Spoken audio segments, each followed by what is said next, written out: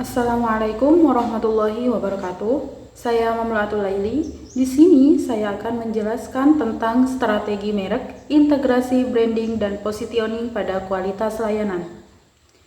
Nah, di sini lanjut saja ke pembahasan tentang evolusi strategi merek dalam ekonomi jasa kontemporer.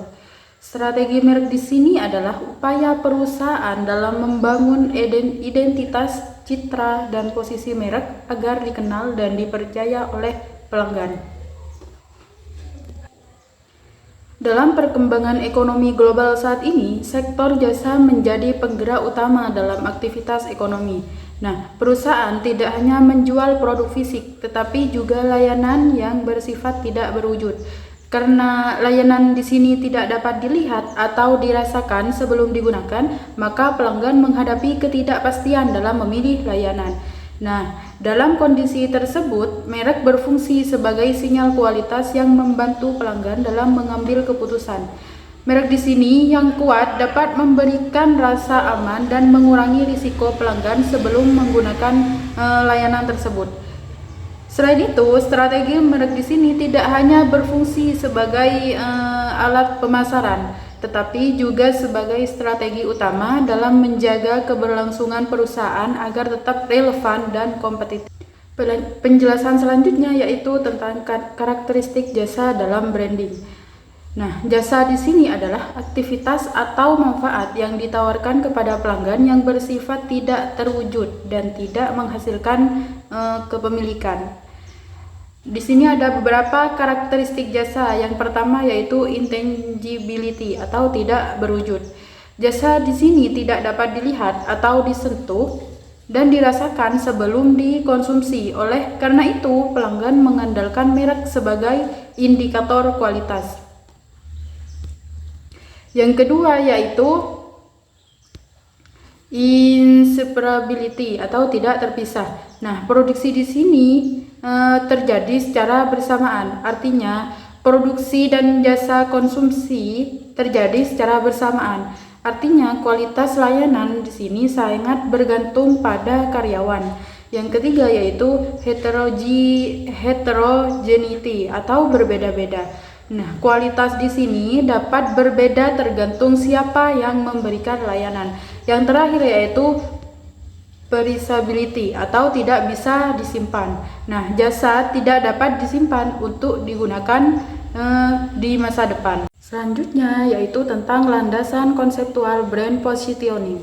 Nah, brand positioning di sini adalah strategi untuk menentukan bagaimana sebuah merek tersebut ingin dikenal dan diingat oleh pelanggan.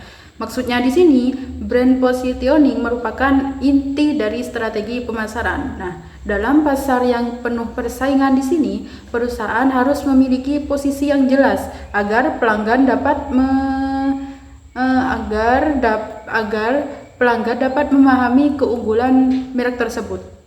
Jika perusahaan tidak memiliki positioning yang jelas, maka pelanggan akan menganggap layanan tersebut sama dengan pesaing lainnya. Nah, hal ini dapat menyebabkan pesaing harga yang merugikan perusahaan tersebut. Apa itu tujuan brand positioning? Di sini ada beberapa tujuan brand positioning, yaitu yang pertama, membedakan merek dengan pesaing, yang kedua, menunjukkan keunggulan kompetitif dari pesaing, yang ketiga yaitu membentuk citra merek, dan yang terakhir yaitu menarik target pasar tertentu. Nah, di sini ada beberapa komponen strategis brand positioning. Yang pertama yaitu komponen brand positioning. Yang pertama, target pasar, yaitu menentukan segmen pelanggan yang dituju.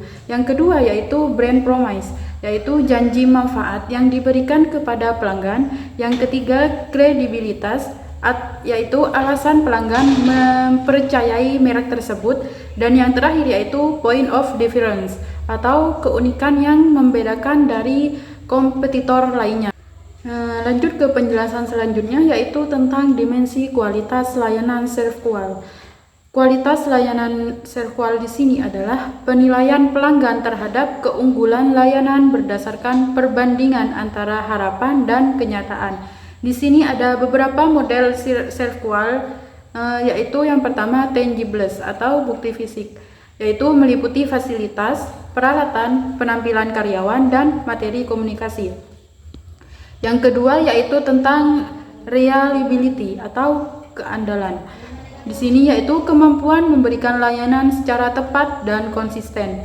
Yang ketiga yaitu responsiveness atau kesediaan membantu pelanggan dengan cepat. Yang keempat yaitu assurance. Maksudnya yaitu kemampuan karyawan di sini dalam memberikan rasa percaya.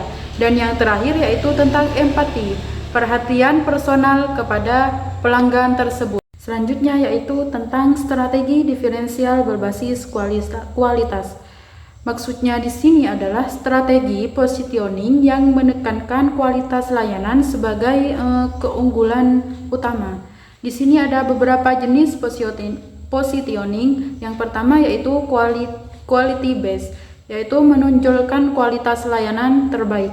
Yang kedua price based, yaitu menawarkan harga terjangkau, dan selanjutnya yaitu convenience based, yaitu menawarkan kemudahan akses.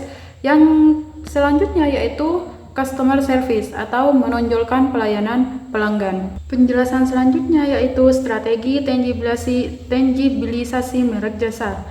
Maksudnya di sini adalah strategi membuat jasa yang tidak berwujud menjadi lebih nyata. Nah, di sini ada beberapa teknik tangibilisasi. Yang pertama yaitu visualisasi. Kita bisa menggunakan foto atau video. Yang kedua, asosiasi. Nah, kita di sini bisa menggunakan simbol atau tokoh terkenal. Yang ketiga yaitu representasi fisik.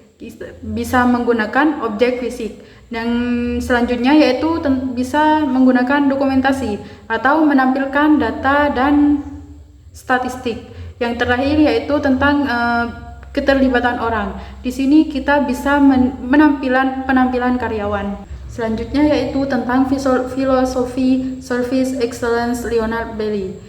Leonard Belli di sini adalah salah satu pionir dalam pemasaran jasa yang menekankan bahwa kualitas layanan bukan sekedar strategi fungsional, melainkan sebuah strategi laba yang fundamental bagi institusi. Service excellence di sini adalah strategi memberikan layanan terbaik untuk menciptakan kepuasan pelanggan. Di sini ada beberapa komponen service excellence. Yang pertama yaitu reliability atau menepati janji layanan. Yang kedua wow factor, yaitu memberikan pengalaman luar biasa. Yang ketiga recovery, yaitu memperbaiki kesalahan dengan cepat. Yang keempat yaitu fairness atau memberikan pelayanan yang adil. Dan yang terakhir yaitu respect, yaitu menghargai pelanggannya. Selanjutnya yaitu tentang ekuitas merek berbasis konsumen. Brand equity di sini adalah nilai tambah yang dimiliki merek berdasarkan persepsi pelanggan. Di sini ada beberapa dimensi brand equity. Yang pertama yaitu brand awareness atau kesadaran pelanggan terhadap merek tersebut.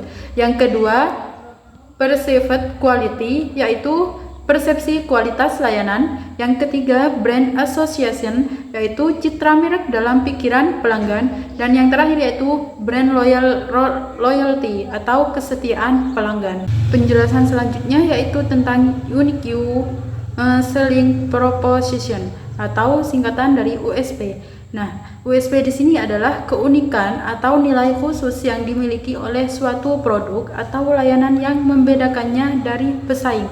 Nah, USP di sini menjadi bagian penting dalam strategi positioning karena membantu perusahaan menunjukkan keunggulan utama yang ditawarkan kepada pelanggannya. Nah, dalam sektor jasa, USP di sini dapat berupa kualitas layanan yang lebih baik, kecepatan pelayanan, harga yang kompetitif, atau pengalaman pelanggan yang lebih memuaskan.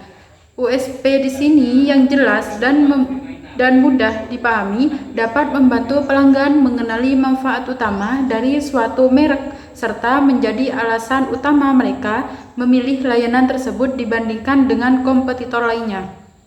Nah, oleh karena itu, perusahaan perlu merancang USP yang realistis, konsisten, dan sesuai dengan kebutuhan pelanggan agar dapat membangun kepercayaan serta meningkatkan loyalitas pelanggan dalam jangka panjang. Sekian penjelasan dari saya. Wassalamualaikum warahmatullahi wabarakatuh.